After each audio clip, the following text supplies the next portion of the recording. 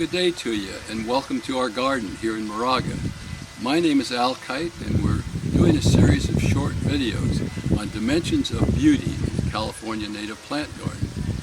Today's topic is the beauty of new life, and I think that's an appropriate title because today we're talking about March and April, which are the months where I see more day-by-day change in the garden than any other time.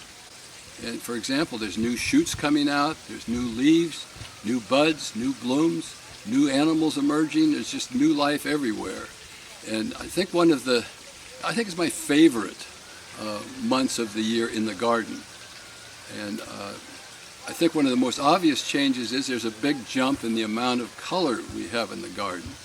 Obviously that's due to the fact that many plants start blooming this time of year, but it's particularly due to the fact that at least 3 plants that I'm particularly interested in start blooming.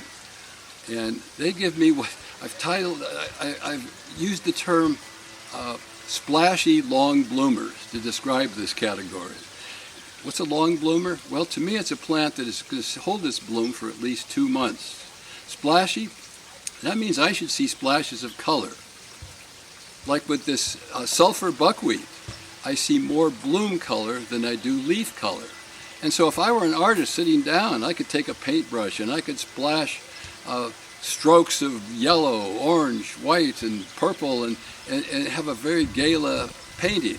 And so I'd like plants that give me a lot of color.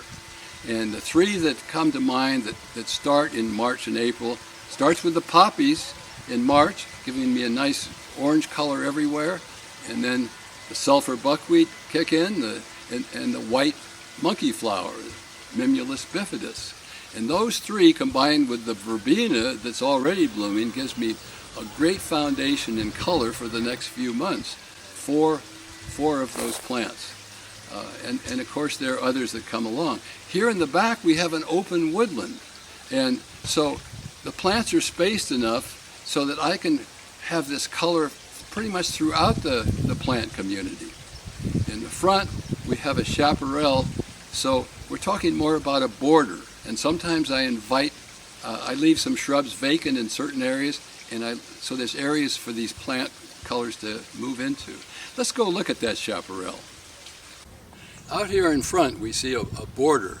There's some of the same plants and the same colors that we saw in the open woodland. But there's some additional plants as well that I want to talk about out here. And they serve one of 2 purposes.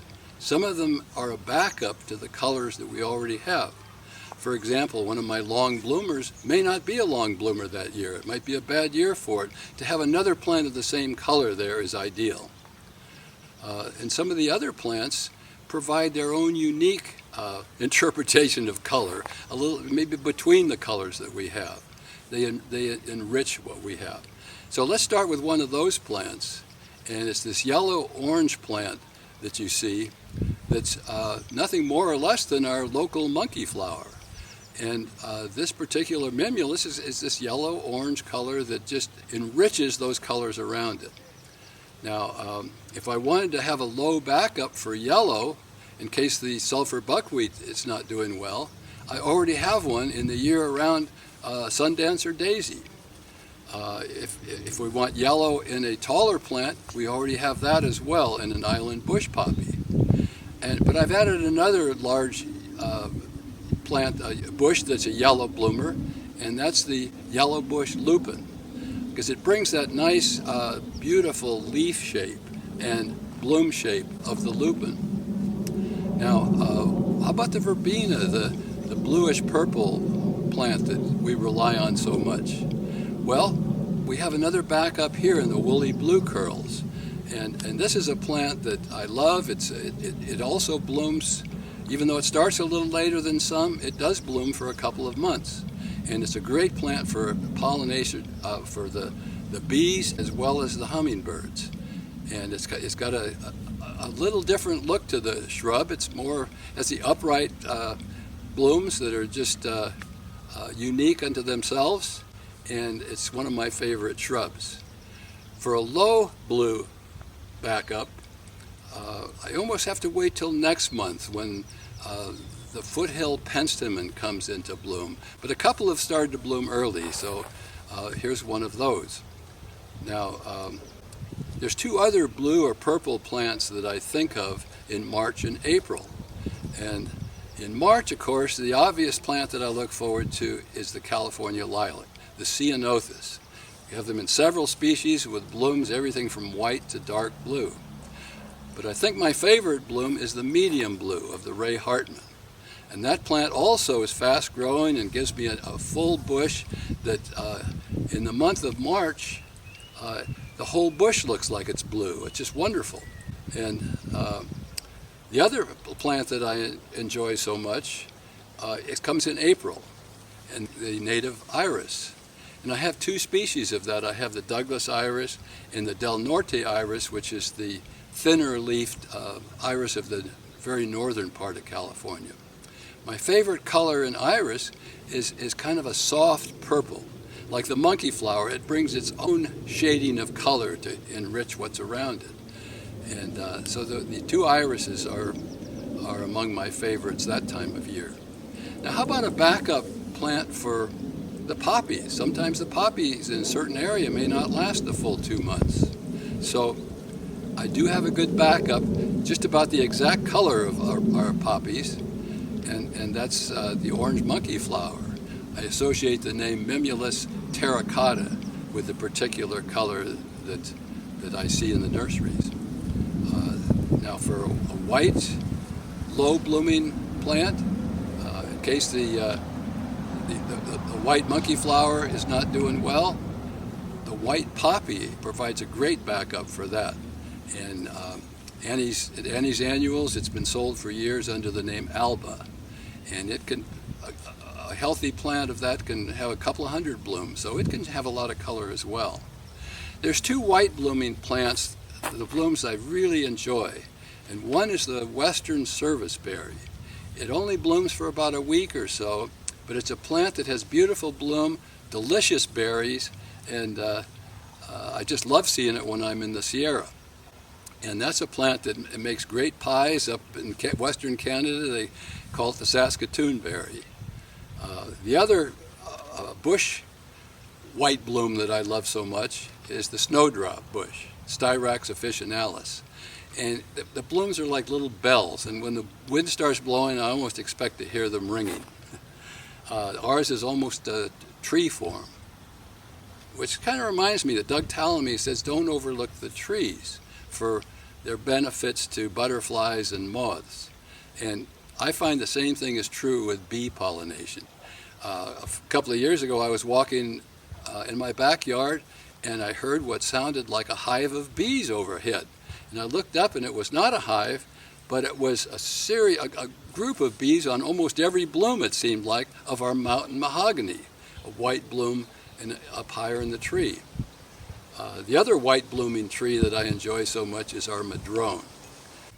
Not only does it have the bark color of the manzanita, but also the bloom shape of the manzanita, which shouldn't be surprising because they're both in the same plant family.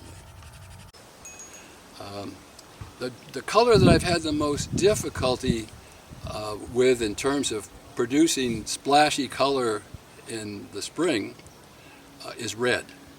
And my best plant for that is the red poppies. Sometimes it's been called red chief, red glow. There's different names to it, but a red poppy can provide this beautiful reddish orange color. And it just gives a lot of spark to the garden.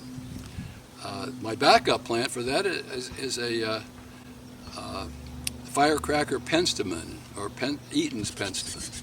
And that plant, I just love the looks of it because off of a single spike, you've got a series of parallel blooms coming down. It reminds me of so many of the mountain plants I enjoy so much.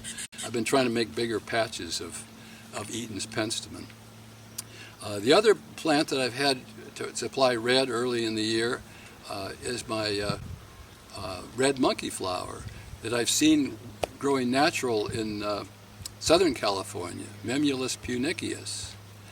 There's two other red blooming plants that I think of when I think of March and April. One is the redbud tree, It can either be a large bush. I usually train mine to be small trees.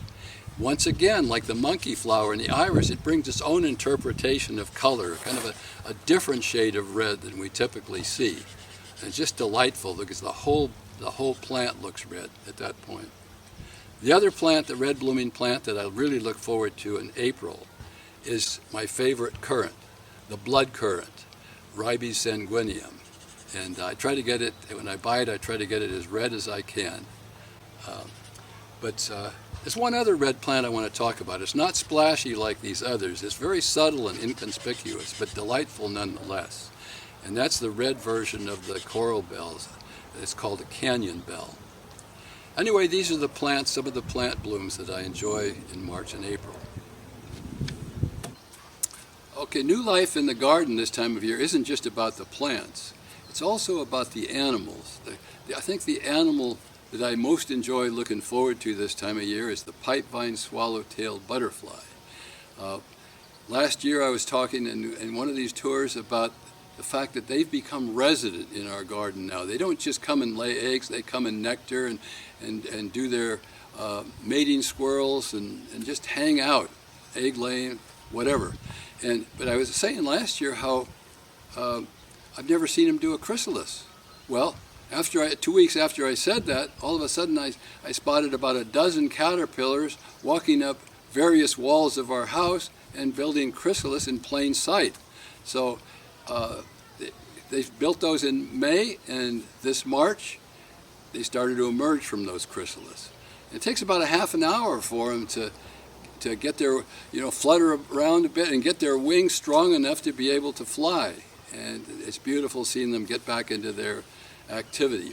The three of my favorite bees, native bees, are here this time of year.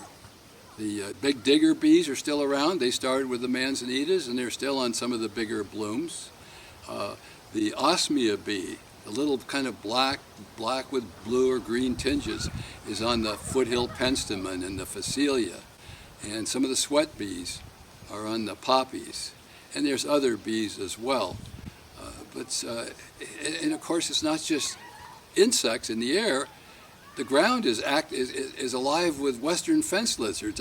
I brought in 3. I snared 3 years ago because there was none here, and now there's probably 30 of them running around the yard.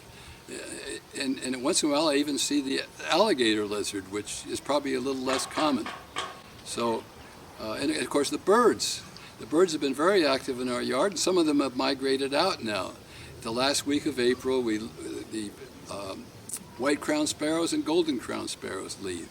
So it's a time in which there's a lot of life everywhere you look in the garden. It's an exciting time, and I hope I've said something to excite you for your own gardening. Thank you very much for being here.